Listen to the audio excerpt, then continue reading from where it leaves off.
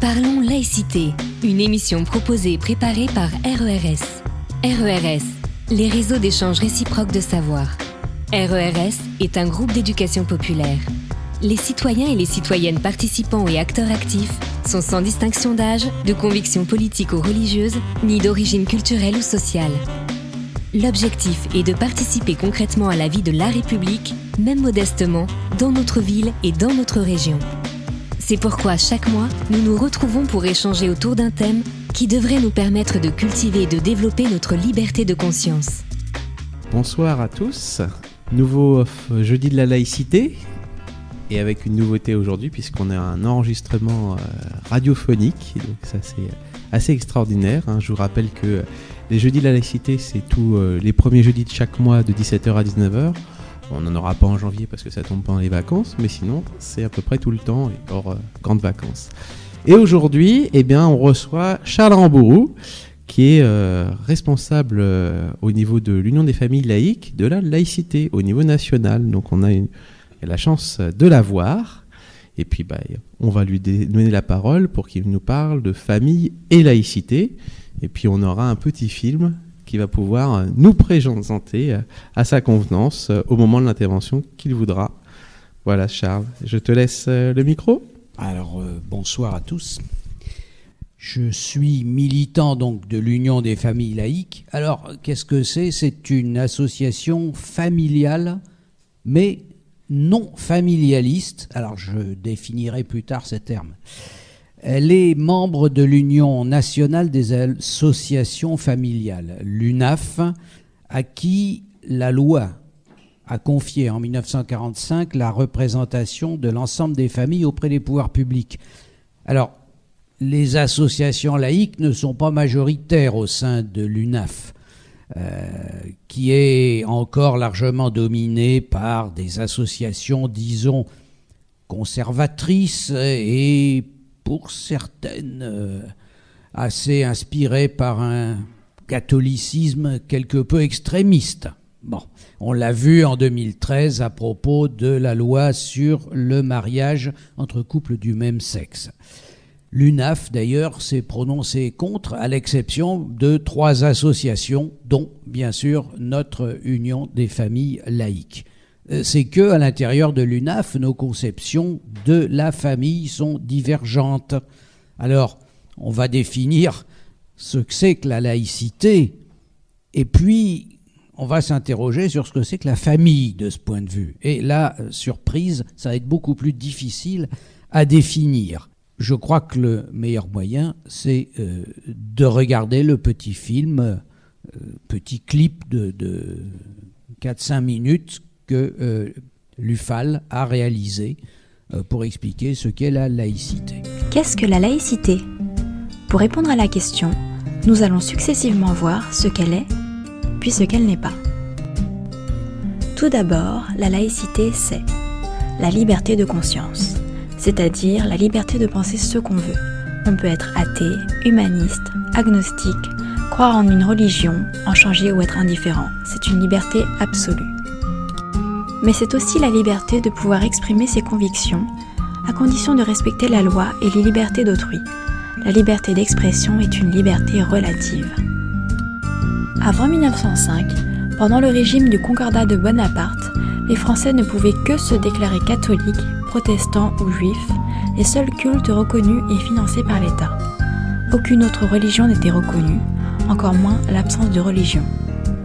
Depuis la loi du 9 décembre 1905 de séparation des églises et de l'État, la liberté de croire ou de ne pas croire est assurée par la République.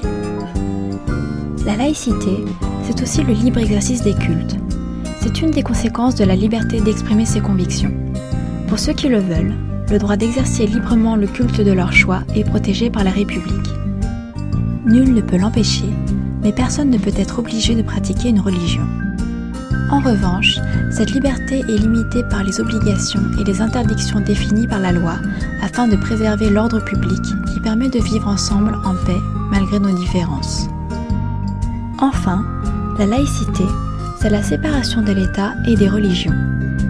Cette séparation entraîne la neutralité religieuse absolue de la sphère publique, c'est-à-dire les collectivités et les services publics, à l'égard des religions. Ainsi, l'État ne reconnaît aucune religion, n'en favorise aucune et n'en discrimine aucune. La séparation de l'État et des religions implique que l'État et les collectivités publiques ne doivent verser aucune aide financière aux activités et locaux relevant de la pratique d'un culte et que les religions n'interviennent pas dans la politique. En contrepartie, les religions sont libres et les autorités n'ont pas à les influencer. Maintenant, passons en revue les fausses idées reçues sur la laïcité. La laïcité, ce n'est pas une idéologie. La laïcité, c'est simplement un principe de la République, une loi qui s'impose à tous. Il ne faut pas non plus confondre la laïcité avec l'athéisme. On peut très bien être croyant et laïque, ou athée et non laïque. La laïcité, ce n'est pas la guerre contre les religions. Un État laïque n'est pas anti-religieux, il est areligieux, c'est-à-dire sans religion. Il veille seulement à empêcher les tentatives possibles des religions d'imposer leurs lois particulières à l'ensemble de la société, par exemple sur le mariage, la contraception ou l'alimentation. Il s'oppose donc à ce qu'on appelle le cléricalisme. Mais attention, invoquer la laïcité contre une seule religion, ce n'est plus la laïcité, c'est du racisme ou de la discrimination punie par la loi. La laïcité, ce n'est pas non plus la tolérance d'État, car la tolérance de l'État ou du monarque, c'est une liberté réduite, souvent dans des situations de religion dominante, accordée seulement à des communautés et qui peut être retirée à tout moment. La laïcité va beaucoup plus loin, puisqu'elle accorde à chaque citoyen l'égalité avec tous les autres grâce à la liberté de conscience. Que l'on soit croyant, incroyant ou que l'on refuse d'avoir une conviction, la République y est indifférente. La tolérance privée reste une vertu individuelle indispensable à la vie sociale, à condition qu'elle soit réciproque. La laïcité, ce n'est pas une entrave à la liberté. Au contraire, la laïcité, c'est la liberté. Le but de la laïcité est de libérer aussi bien la sphère publique que la liberté de conscience individuelle. Pour cela, il faut bien que les pouvoirs publics et l'école publique soient neutres et soustraits à toute influence des religions. En revanche, les religions s'exercent librement dans les lieux de culte. Chacun peut exprimer sa religion dans l'espace public, la rue, les magasins, les stades, du moment qu'il respecte l'ordre public. Finalement, la laïcité, ça sert à quoi ? La laïcité permet d'assurer l'égalité de tous devant la loi. La loi s'applique également à tous, quelle que soit leur conviction ou leur absence de conviction. Ainsi, aucune religion n'a de droit particulier et personne ne peut refuser de respecter les règles communes au nom de sa religion. La laïcité permet l'émancipation des individus.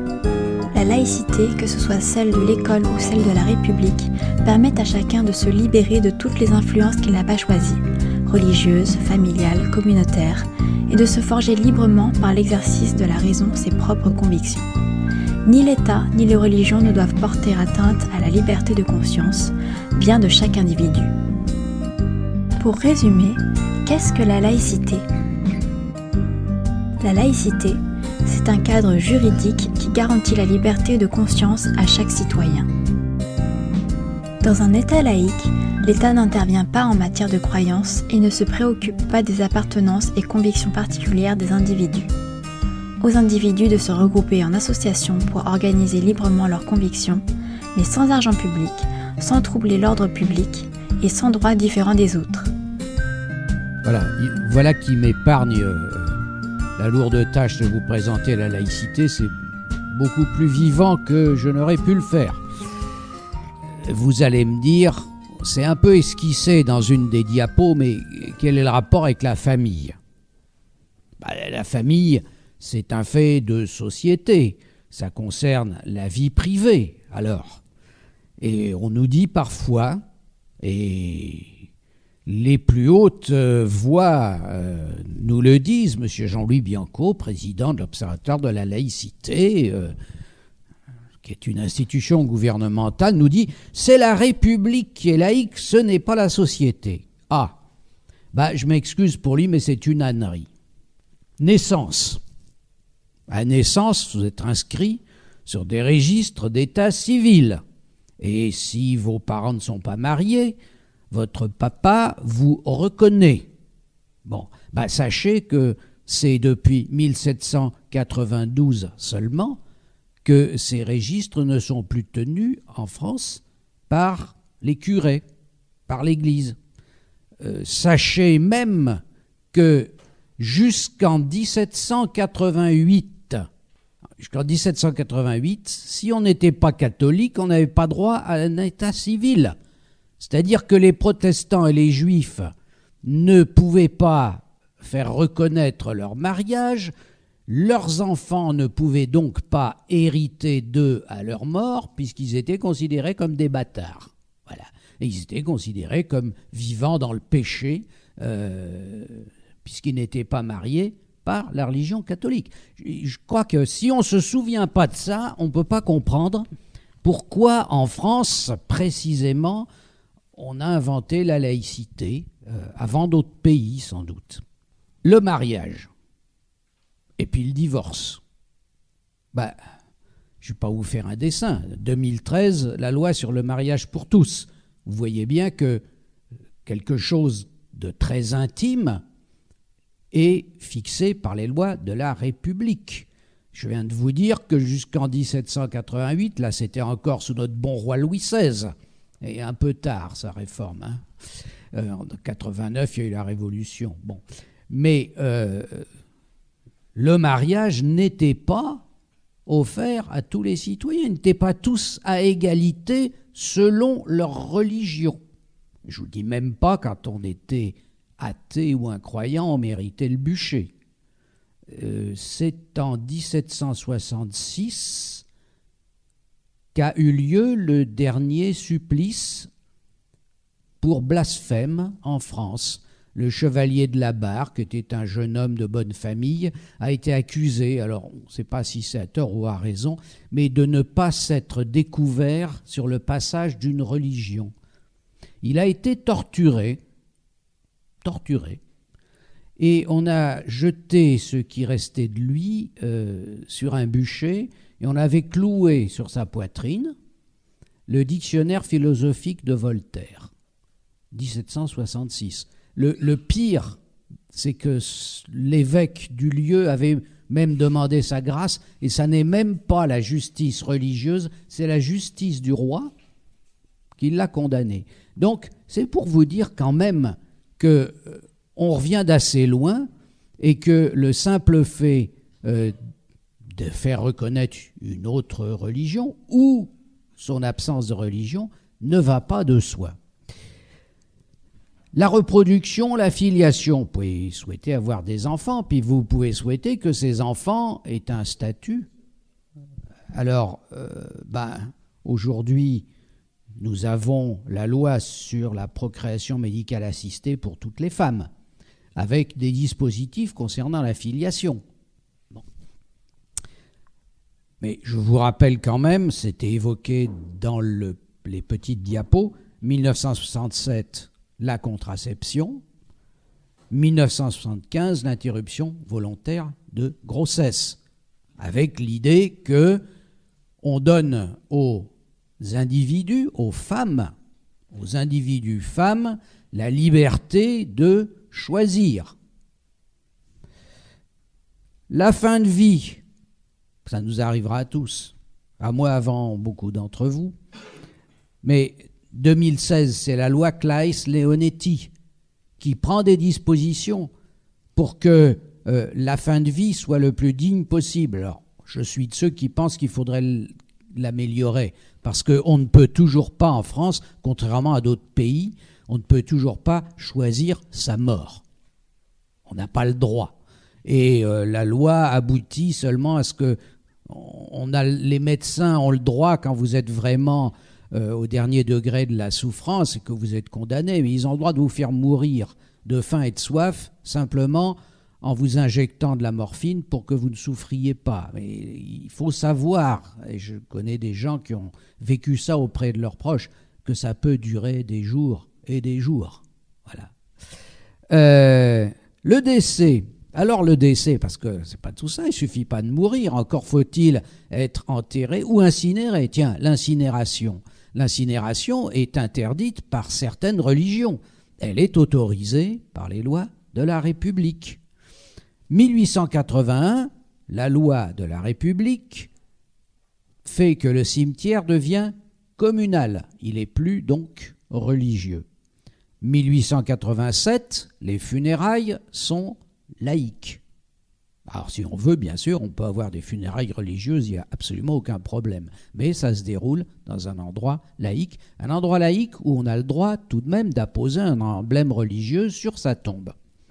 1904, on crée les pompes funèbres qui sont un service public.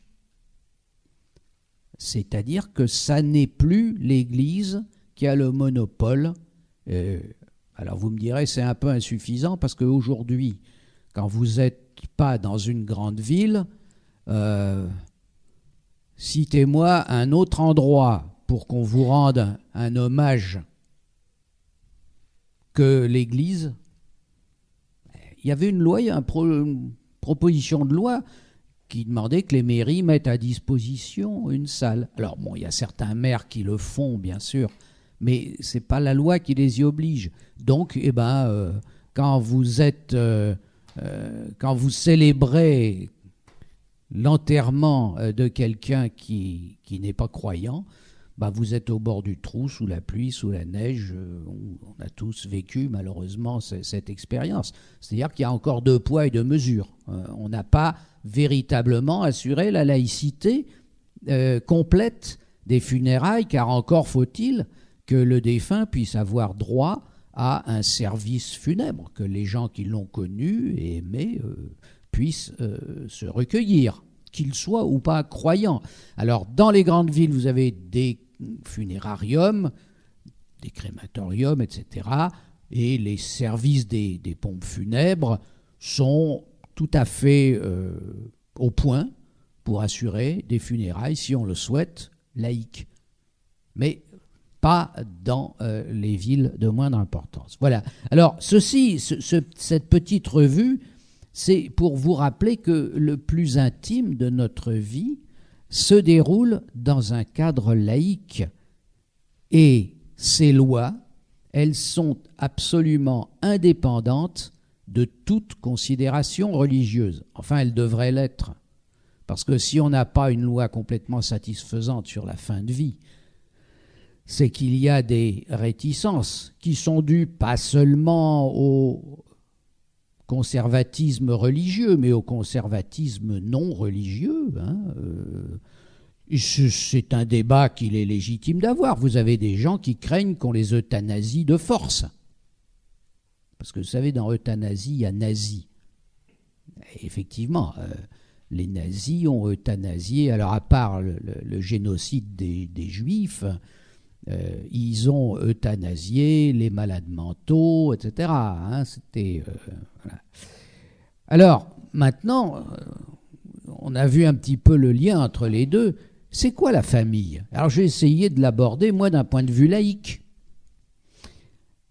Ça va être plus délicat, parce que la définition de la famille, elle évolue dans le temps, et elle donne lieu à débat. Ce que je voudrais vous dire, c'est qu'on ne parle pas de la famille, mais si l'on part de la réalité, on va parler des familles. Alors la réalité sociologique, c'est quoi? On va essentiellement traiter ce qu'on appelle la famille nucléaire, c'est-à-dire les gens qui ont un seul degré de parenté, le couple, quand il y en a un, et les enfants, quand il y en a. La famille est dite monoparentale quand il y a un seul parent. Elle est dite recomposée quand le couple élève des enfants qu'il n'a pas eus en commun. Maintenant, depuis la loi de 2013, elle peut être homoparentale, c'est-à-dire que le couple peut être composé de 2 papas ou de 2 mamans. Toutes ces familles sont représentées selon la loi. C'est-à-dire que nous avons à l'Union nationale des associations familiales, des associations de familles homoparentales. Je vais vous dire que certains ont fait la tronche, si j'ose m'exprimer ainsi, pour les accepter, parce que ça coinçait quelque part. Bon, et pourtant, ce sont des gens qui élèvent des enfants, qui ont des soucis de famille, et voilà, ils sont maintenant intégrés. Alors, dans la réalité, vous savez, il existe ce qu'on appelle une famille élargie, si vous incluez plusieurs degrés de parenté. Les grands-parents, c'est très important, les grands-parents. Parce qu'il y a beaucoup de jeunes couples qui vivent chez leurs parents, avec des enfants. Et parce que les grands-parents assurent, dans un certain nombre de cas, des charges de garde des petits-enfants. Voilà, donc ça, c'est quand même assez proche, cette famille élargie, de la famille nucléaire. Les oncles, les tantes, les cousins, et puis il y a des alliances, les beaux-frères, les belles-sœurs, etc. Mais ça, c'est pour faire sérieux. Il y a d'autres formes de familles aussi dans notre société. Les familles, ce qu'on appelle souches, qui comportent plusieurs générations. Les gens du voyage. Quand deux jeunes se mettent ensemble, on leur achète une caravane. Et ils se déplacent avec le reste de la communauté. Ça, c'est Mais les traditions corses, mais il n'y a pas qu'en Corse, hein. Le clan, c'est exactement pareil. Vous avez deux jeunes qui se mettent ensemble, donc le clan pourvoit, quand il le peut évidemment, à ce qu'ils aient un logement, etc., etc. Vous avez des familles polygames, c'est un fait, c'est interdit par la loi en France, mais c'est un fait qu'il y a des familles polygames. Et c'est un fait aussi qu'il y a une politique de décohabitation qui est entreprise par un certain nombre de communes, de façon à permettre à chaque femme, avec ses enfants, d'avoir son logement propre. Mais c'est une réalité dont il faut tenir compte, sinon du point de vue juridique, au moins du point de vue des politiques sociales. Donc, vous voyez, quand on parle de famille, on a tort. Il faut parler des familles, on ne peut pas dire la famille. Alors, pourquoi ? Parce que ce concept n'a cessé d'évoluer. Alors, il a évolué à partir d'où ? Et là, c'est un peu intéressant parce qu'il est parti d'un concept que j'appellerais le modèle patriarcal. Je vais remonter très très très loin. Le droit romain antique, chez les Romains, le pater familias, le père de famille. Alors, familia, c'est un vaste ensemble, hein, ça comporte aussi les esclaves quand on est riche et qu'on en a, bien sûr. Celui qui n'a comme ressource que sa famille, c'est ce qu'on appelle le prolétaire. Et celui-là, il va d'ailleurs se vendre, pas se vendre, mais donner sa voix à un pater familias riche. Il va être son client. Parfois, quand il y a des élections, il va être son homme de main. Hein. Et l'autre lui donnera quelques subsides. Et donc le client fait aussi partie de la famille du pater familias. Vous voyez, c'est quelque chose, c'est un concept. Mais sur sa famille directe, le pater familias a droit de vie et de mort, compris sur ses enfants. Voilà. Dans ce cadre, c'est quoi le mariage ? Et d'ailleurs, pourquoi a-t-on inventé le mariage au fait ? On a inventé, alors vous avez le droit romain qui le dit, et puis vous avez les traditions juives qui le disent également. En latin, on dit pater incertus, le père est incertain. Seule la mère est certaine. Voilà.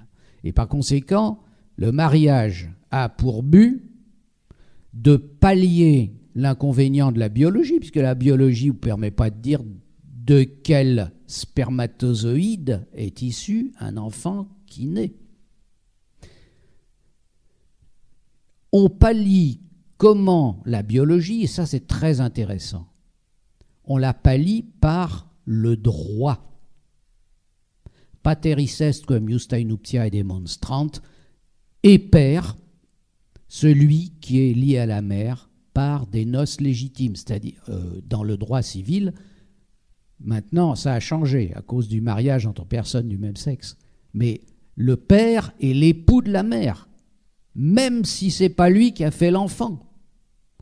Et c'est pour ça que quand vous n'êtes pas l'époux de la mère, c'est mon cas, vous allez reconnaître l'enfant si vous voulez être considéré comme son père.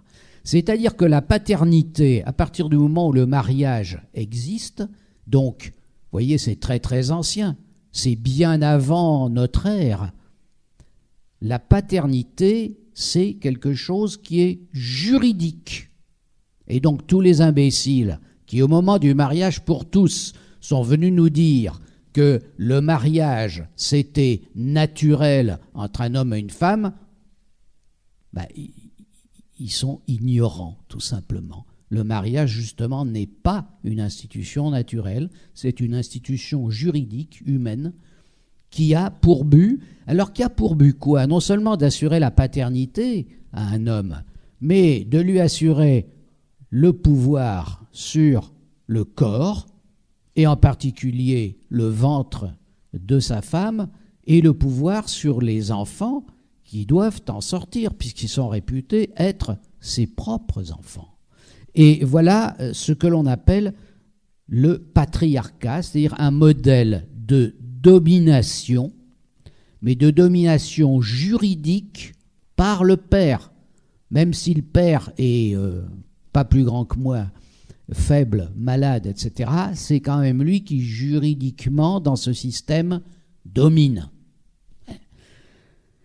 Alors, il est aujourd'hui beaucoup moins sanglant, enfin, légalement, parce que je vous rappelle que nous luttons en ce moment contre les féminicides dans les pays démocratiques.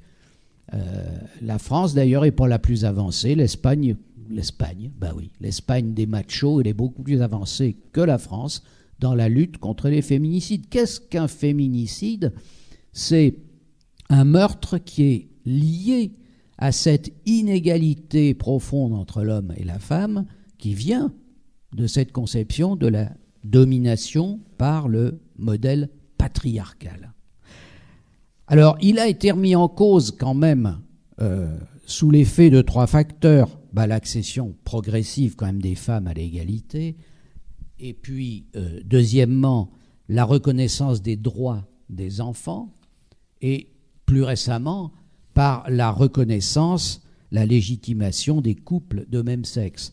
Alors, les femmes, c'est quand même le plus important, parce que la première victime du patriarcat, c'est évidemment la femme, qui est, dans un système patriarcal, considérée mineure.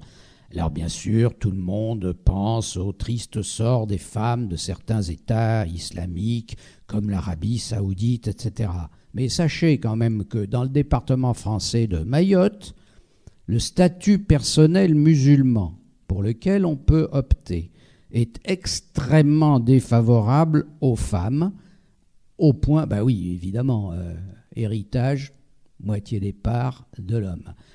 Droit de la famille, la possibilité, en fait, d'une répudiation, etc., etc. Et beaucoup de femmes à Mayotte préfèrent opter pour le droit civil, puisqu'ils ont le droit d'option. Parce que le droit civil protège davantage le droit de la famille, évidemment, que ce statut personnel qui, parenthèse, est un héritage lointain du colonialisme. En France, tout de même, l'égalité, elle a progressé, mais très lentement, très lentement. Mais c'est toujours le patriarcat qui en a fait les frais.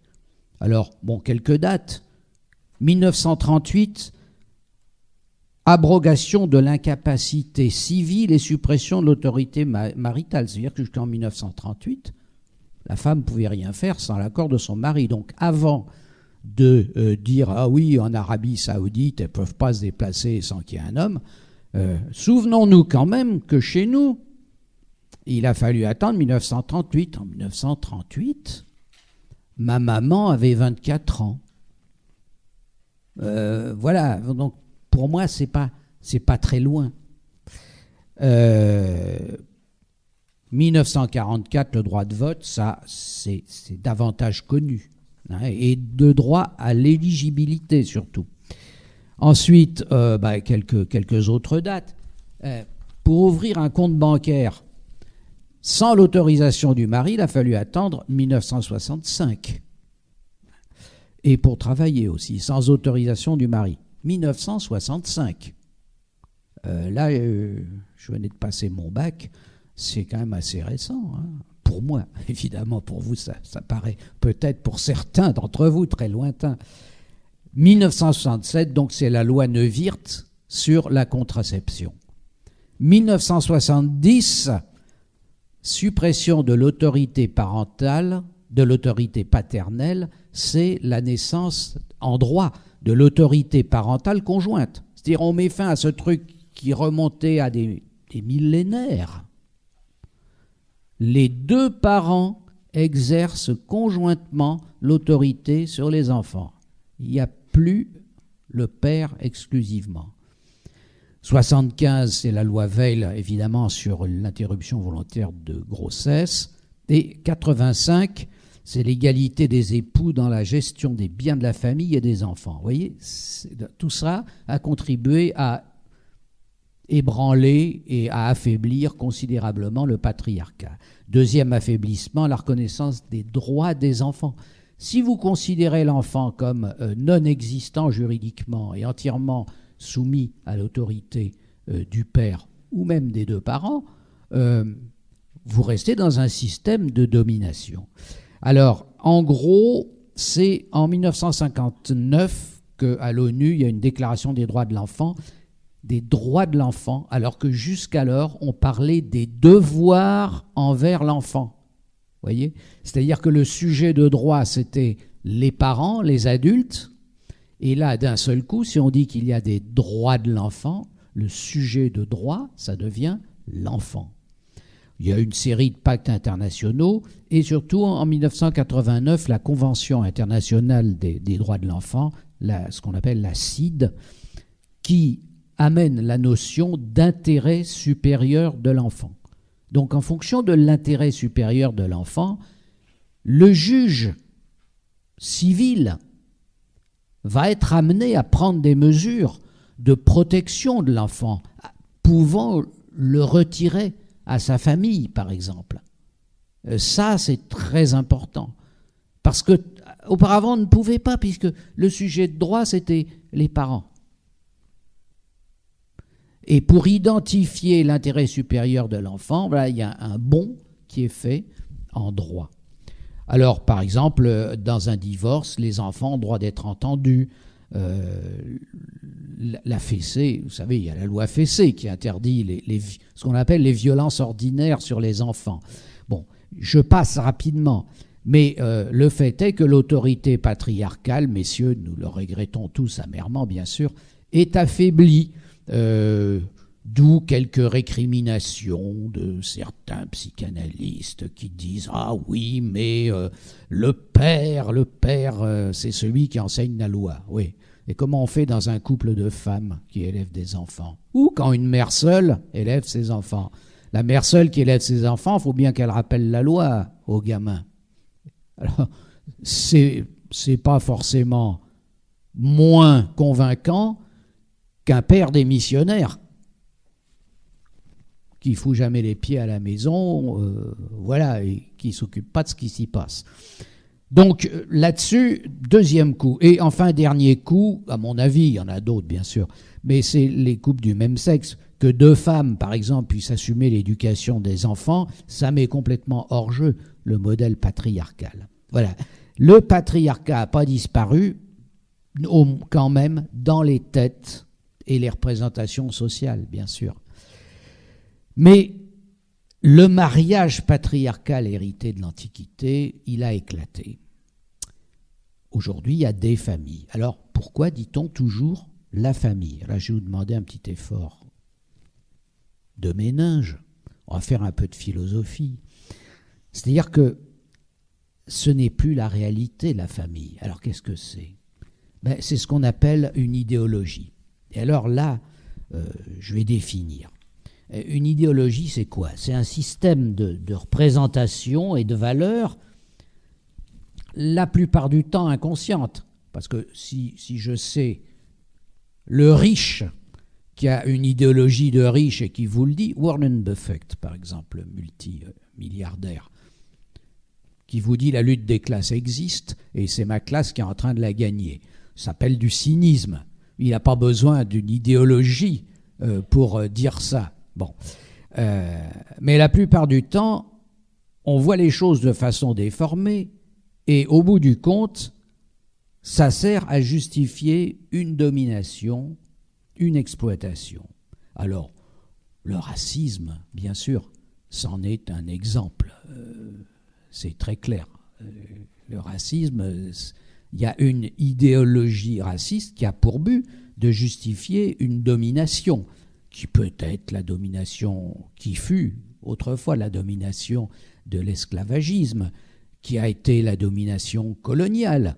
Alors il en reste une trace, c'est la trace idéologique dans les têtes. Voilà. Donc l'idéologie de la famille qui tend justement à perpétuer le modèle ancien de la domination masculine qui n'existe plus. Le racisme tend à perpétuer le modèle ancien, de la colonisation, parce que l'esclavage, nos générations ne l'ont pas connu. Mais la colonisation n'existe plus. Il reste une idéologie dans les têtes. La famille, c'est pareil. La famille patriarcale, elle n'existe plus, mais elle reste quelque part dans les têtes. Alors, je laissais de côté l'aspect moral, mais il y a un aspect moral. Alors, l'idéologie de la famille, elle porte un nom, s'appelle le familialisme. C'est pour ça que je vous ai dit, l'UFAL est une association familiale, mais non familialiste. Elle a un aspect moral, qu'on appelle le moralisme. Pour elle, le modèle unique de la famille, c'est hétérosexuel, dirigé par le père, consacré à la reproduction et à l'éducation. Alors, évidemment, un petit exemple. Ça existe encore, mais beaucoup moins maintenant, parce que quand même, dans une classe de l'école primaire, vous avez un bon tiers, sinon plus, des élèves dont les parents ont divorcé. Mais il y a encore quelques années, on vous faisait des tartines sur les enfants du divorce. Ah, le divorce, c'était épouvantable pour les enfants, et quelque part, il y avait l'idée que c'était une faute morale de la part des parents. Alors, ce qui était paradoxal, c'est que la majorité, enfin pas la majorité, mais une grande partie des instituteurs et des institutrices étaient eux-mêmes divorcés. Bon. Mais dans l'éducation nationale, on vous parlait sérieusement du problème des enfants du divorce. Évidemment, c'est pas comme ça. On aborde aujourd'hui la question des familles monoparentales ou recomposées en fonction de l'intérêt supérieur de l'enfant. Mais l'intérêt supérieur de l'enfant, c'est pas forcément d'avoir deux parents qui restent ensemble et qui se tapent sur la figure, bien sûr. Voilà. Alors, 3 dimensions dans l'idéologie de la famille. Il y a une dimension religieuse, une dimension ensuite, et je dirais économique, et puis une dimension carrément sociopolitique. Alors, la dimension religieuse, c'est, au moins pour les religions monothéistes, le mythe biblique. Dieu crée Adam et ensuite Ève, avec un morceau d'Adam, sa côte. Alors ça devient ce qui est un récit, un mythe, un récit à valeur religieuse, est transformé en norme, en règle absolue. Le modèle obligatoire, car sacré, serait la famille, donc composée d'un homme et d'une femme.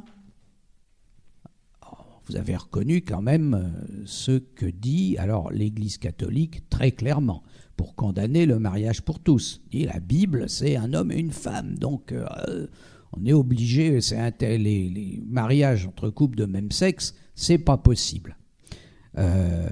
Cadre de l'éducation spirituelle des enfants et de la transmission des valeurs religieuses. Je reprends ce que dit l'Église catholique. Alors en France, c'est donc un bon chrétien, il va mettre ses enfants plutôt à l'école catholique, qui reçoit quand même quelques milliards de l'État pour prospérer. Parce que l'école publique, ça reste l'école sans Dieu. Voilà. Les valeurs religieuses, bien sûr, c'est celles des parents quand même. dans toutes les religions. Les religions, nous ne les choisissons que très rarement, oui. Je connais quelques personnes qui, à l'âge adulte, ont décidé de se convertir à une autre religion ou d'en changer. Mais par définition, la religion est quelque chose que nous recevons de notre famille. Et ça, c'est pas propre au catholicisme, c'est propre à la totalité des religions.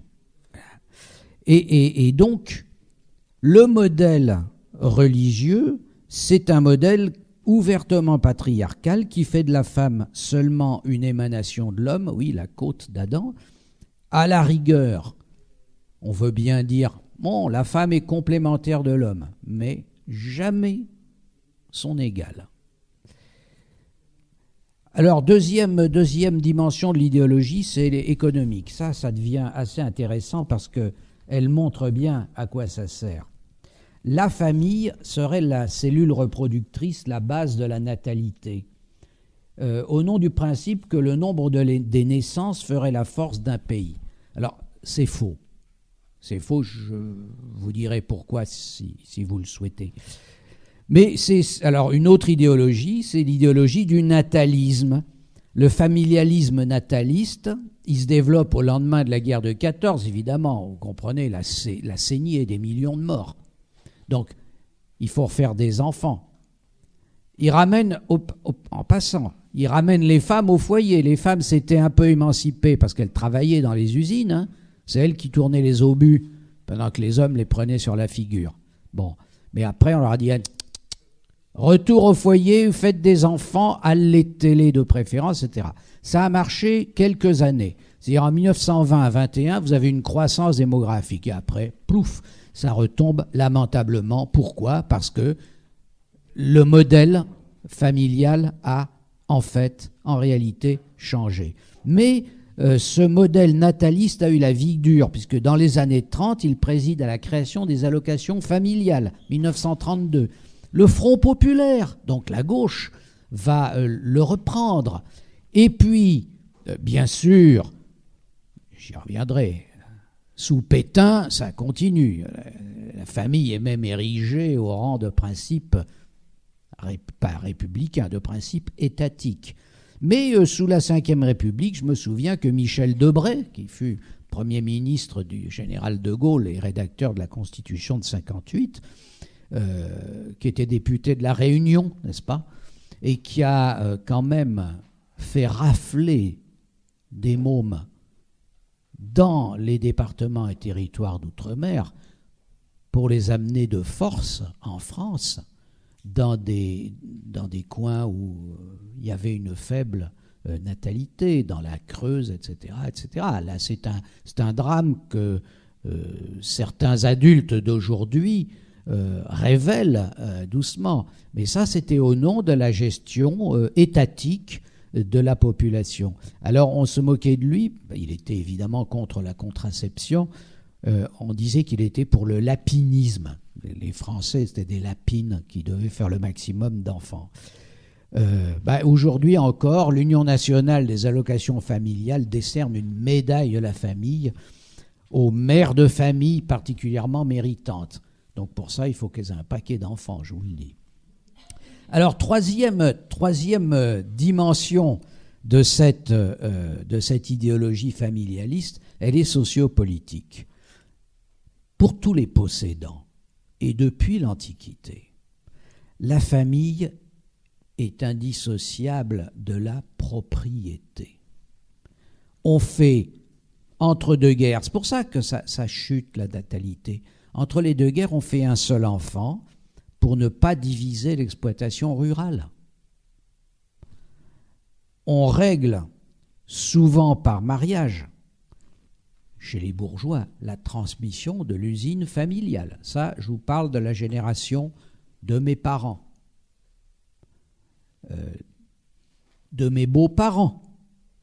Un ingénieur brillant sort d'une grande école, il va épouser la fille d'un patron, de façon à ce que l'usine reste dans la famille. L'héritage qui est quand même un mode très, très contestable de constitution d'une fortune, d'accord ? Vous ne faites rien, vous héritez, d'un seul coup, vous devenez riche. Bon. Ça n'est rien d'autre que l'intrusion de la famille dans le droit de propriété. C'est-à-dire que vous ayez volé cette somme ou que vous l'ayez héritée, ce n'est pas votre travail qui vous l'a acquis.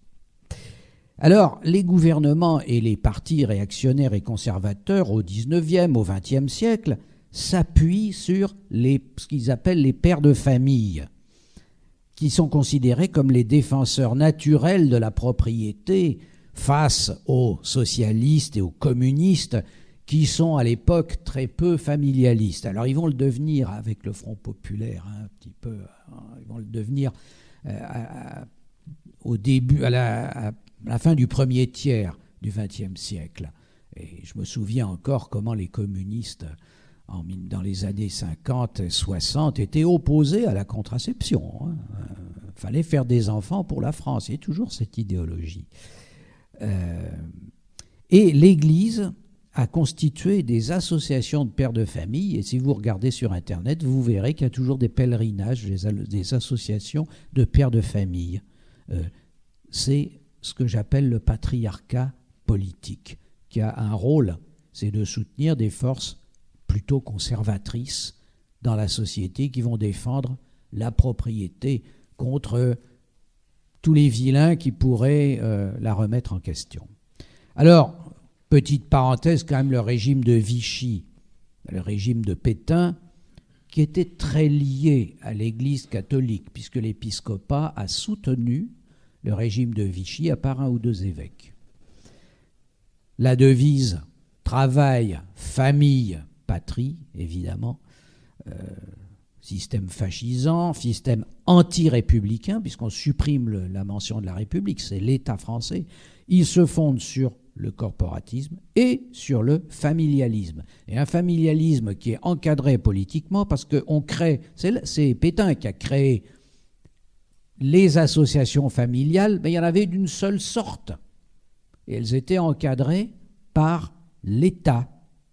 Et donc, à la Libération, en 1945, l'ordonnance qui a créé l'Union nationale des associations familiales a brisé ce monopole du régime en disant ce sont les associations librement constituées de toute obédience, de toute opinion, qui vont représenter les familles en se regroupant dans l'Union nationale des associations familiales. C'est ce qu'on appelle le pluralisme, qui est une des bases de toute société démocratique. Alors, c'est ce qui a permis à des voix progressistes et laïques de se faire entendre aux côtés des autres pour la représentation des familles. Alors, je vous ai dit que l'union des familles était familiale et non familialiste. Qu'est-ce que c'est qu'aborder les familles d'un point de vue laïque ? Pour le familialisme, c'est la famille qui est la cellule de base de la société. Pour la République laïque, non. C'est le citoyen. Le citoyen qui est l'individu membre du corps politique. Et il est considéré hors de toutes ses attaches particulières, religieuses, familiales, d'origine, d'apparence physique. Ça ne veut pas dire qu'il ne les a pas. Ça veut dire que dans le corps politique, il est à égalité avec tous les autres. Et ça veut dire que quand il se prononce en politique, il se prononce en fonction de ce qu'il pense être. Alors il a raison, il a tort, ça c'est le débat, de ce qu'il pense être l'intérêt général. Et regardez d'ailleurs, je vais vous citer un exemple. L'Église catholique s'est opposée au mariage pour tous. Est-ce qu'elle l'a fait en disant « nous défendons les intérêts des catholiques » ? Non, non, non, non, non.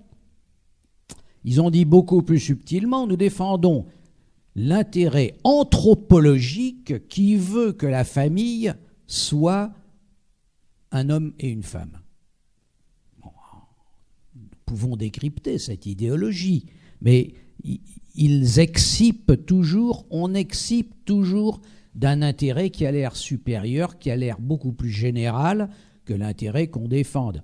Évidemment, vous ne verrez jamais un riche vous dire « je fais une proposition de loi qui profite aux riches ». Il va vous dire « je fais disparaître l'impôt sur les grandes fortunes de façon à ne pas pénaliser les premiers de cordée ». L'idéologie, ça sert à ça. Les citoyens étant pris en dehors de toutes ces particularités, ça veut dire que c'est le seul moyen d'assurer l'égalité entre tous. Et pour cela, il faut que l'État, volontairement, s'aveugle sur les appartenances et les choix de chacun. Je dois vous traiter, si je suis l'État, si je suis une collectivité publique, si je suis un service public, je dois vous traiter également, je ne dois pas me préoccuper de vos convictions, de votre couleur de peau, de votre culture, et même dans un service public, je ne dois pas me préoccuper de la langue que vous parlez, bien sûr. Car la République, elle est ce qu'on appelle universaliste, c'est-à-dire elle ne confère un rôle politique qu'aux citoyens et pas aux communautés particulières. Ça a le droit de constituer des partis, des associations, peu importe. Mais il n'empêche que c'est le citoyen qui est l'objet du corps politique, le sujet, du corps politique. Elle se fonde sur la loi qui est déterminée par le peuple. Non pas sur les traditions culturelles ou communautaires qui sont multiples, ni bien sûr sur les dogmes religieux qui sont particuliers à une partie des citoyens, pas les autres. C'est pour cela qu'il est important d'agir pour que la loi prenne en compte toutes les évolutions des familles dans la société. Alors, on les a citées, mais surtout ne contribue pas à reproduire le modèle patriarcal et puis tous les modèles idéologiques qui en découlent, par exemple le familialisme, le natalisme, etc. À propos du mariage pour tous, de la PMA pour toutes, on a assisté à un débat entre des idéologies particulières et puis les principes universels de la République. On a beau penser que parce que c'est dans la Bible, le couple doit être formé d'un homme et une femme. Bon, admettons, donc on va épouser un homme ou une femme, selon son sexe. Le fait que deux personnes de même sexe puissent se marier, est-ce que ça nous empêche de préférer un couple hétérosexuel? Non, bien sûr. On a simplement élargi les droits, mais on n'a privé personne de quoi que ce soit. On s'est prononcé sur l'universalité, c'est-à-dire on a inclus toutes les formes de couple possibles qui existent. On ne s'en est pas tenu à protéger seulement les droits d'une catégorie de couples. Être laïque, dans ce sens, c'est tout simplement être républicain. Et je vous ai dit, la laïcité, vous l'avez vu c'est l'émancipation des individus. Bon, petite question quand même. Vous ne l'avez pas posée, mais je vous remercie d'y penser quand même, et je vais y répondre. Et que fait la République des familles alors? Si l'individu est en rupture, en opposition avec sa famille et l'éducation qu'elle lui a donnée, que devient le droit des parents, qui est garanti par les traités internationaux, de donner à leurs enfants une éducation conforme à leurs principes?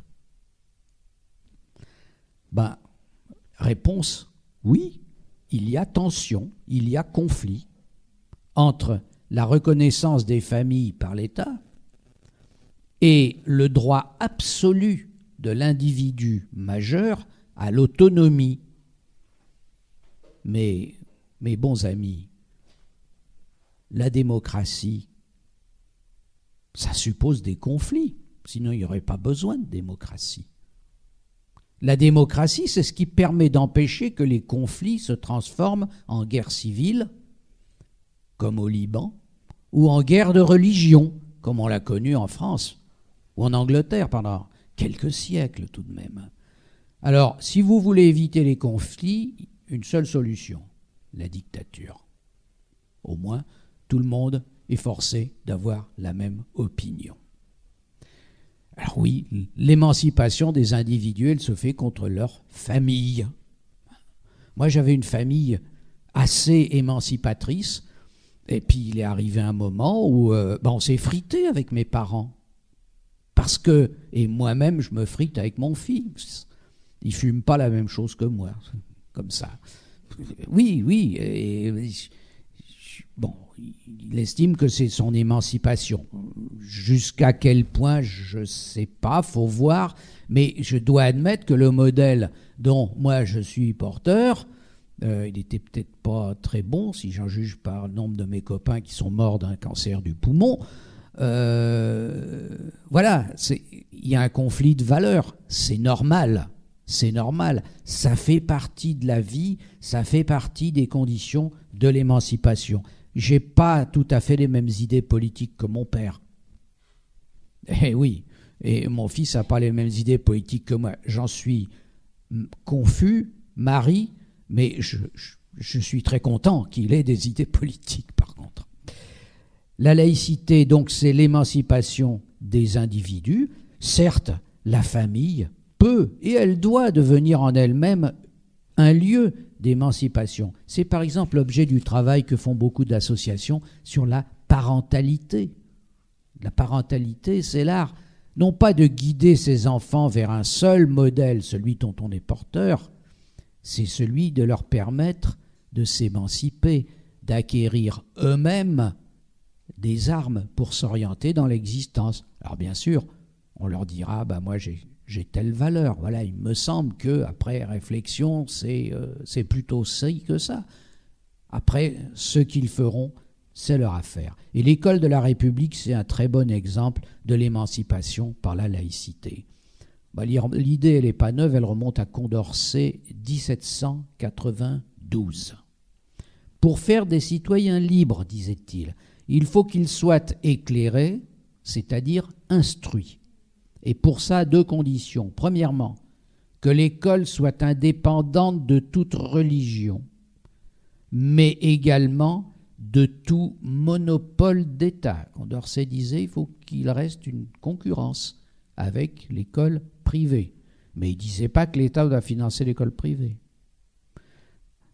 Deuxièmement, deuxième condition, il faut qu'à l'école, on enseigne que le produit des sciences et des savoirs critiques et rationnels, c'est-à-dire ce qui est universel. L'école publique, pour cela, est neutre du point de vue religieux, mais aussi politique. On n'y apprend ni un athéisme d'État, ni quelque dogme que ce soit. Sa mission, c'est de permettre à chacun de former sa liberté de conscience. C'est pas de faire sa conscience à sa place. Et enseigner les mathématiques, tout simplement. C'est forger la liberté de conscience des citoyens. Vous savez, quelqu'un qui a compris ce qu'est une fraction, il est un citoyen plus libre. Vous avez vu la publicité du loto, qu'on est en train de privatiser. 100% des gagnants ont tenté leur chance. Eh bien, le couillon, c'est celui qui dit « ça a l'air sérieux ». Le demi-couillon, il dit alors quelque part on se fout de moi, mais j'arrive pas à comprendre. Celui qui a appris ce que c'était un pourcentage à l'école, il se fait pas avoir. Donc, vous voyez, plutôt que de faire un catéchisme de la liberté de conscience, ou même de la laïcité, comme on le fait de nos jours, je suis pas très, très chaud partisan, faisons des mathématiques, faisons de l'histoire, faisons de la géographie, faisons de la littérature, faisons des arts plastiques, de la musique, de la philosophie. Ça, ces savoirs, ce sont ceux qui permettent à chaque individu, parce que ce sont des savoirs universels, de forger sa liberté de conscience. Et le cas échéant, de remettre en question l'état de ces savoirs qu'on lui a transmis pour les porter plus loin. Qu'est-ce qu'un scientifique ? Sinon quelqu'un qui ne se satisfait pas de ce qu'on lui a enseigné à l'école et à l'université et qui veut remettre en cause les modèles précédents, mais les remettre en cause dans le cadre d'une démarche, évidemment, de la raison.